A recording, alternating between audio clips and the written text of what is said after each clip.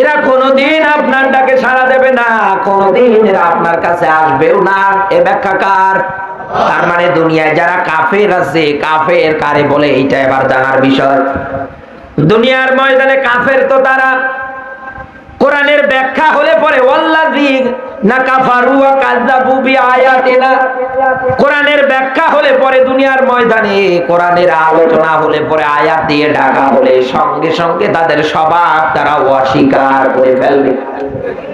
তারা অস্বীকার করবে, তারা এই কথাগুলো স্বীকার করবে না।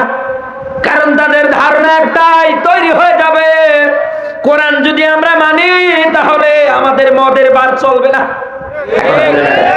কোরআনের বিধান যদি আমরা মানতে শুরু করে দেই, আমরা যে জুয়া খেলি, আমরা যে লটারি নিয়ে পড়ে আছি, আমরা যে মূর্তি ভাস্কর্য তৈরি করতেছি, একটাও সমাজে চলবে না। এই কারণে ওরা পৃথিবীর ময়দানে কোরআনটা বোঝে যে যা বলতে চায় সঠিক, কিন্তু মানতে পারে না এই চেয়ার আর ওই ক্ষমতার কারণে। না বোঝার ভান করে কেউ থাকবেন না। আশা করছি আপনি আমার প্রত্যেকটা কথা বোঝার চেষ্টা করবেন। বিশ্বনবী আমার 1 থেকে 40 বছর বয়স পর্যন্ত ভালো কথা প্রচার করলেন, কোনো অসুবিধা হলো না। 40 থেকে 63 23 বছরে আল্লাহর নবীকে আল্লাহ পাক যখন রিসালাতের বাণী দিলেন, হে নবী আপনার নিকট আত্মীয় যারা আছে আপনি এদেরকে কোরআনের ব্যাখ্যা দিয়ে, কোরআনে কারীম দিয়ে এদেরকে আপনি সতর্ক করেন। আল্লাহর নবী আমার সাফা পাহাড়ের পাদদেশে যখন উঠলেন আর রাহিকুল মাকতুমের বর্ণনা করবেন, লাল কাপড় নবীজি পাহাড়ের পাদদেশে ওঠার পরে ওড়ালেন। লোকজন মনে করলো, কারণ আগেকার জামানার মিডিয়া ছিল ওইটা, কোন মানুষ যদি বিপদে পড়তো পাহাড়ের পাদদেশে ওঠার পরে উঁচু একটা জায়গায় ওঠার পরে লাল কাপড় উঁচু করতো, লোকজন দেখার পরে মনে করতো লোকটা বিপদে পড়ে গিয়েছে। একা করে হাজার হাজার মানুষ নবীর সামনে হাজির হয়ে গেল, আল্লাহর নবীর সামনে।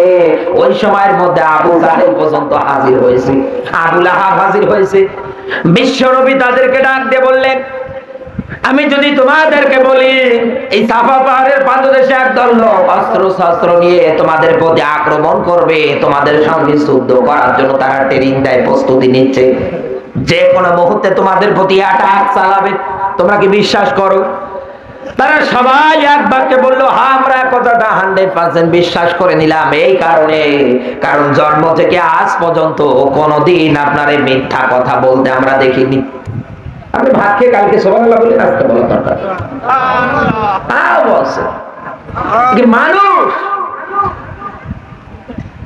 বিশ্বনবীর চরিত্রের ব্যাপারে এত অথেন্টিক 100 একটা সার্টিফিকেট পেলেন, তাও সুবহানাল্লাহ বলতে চান না।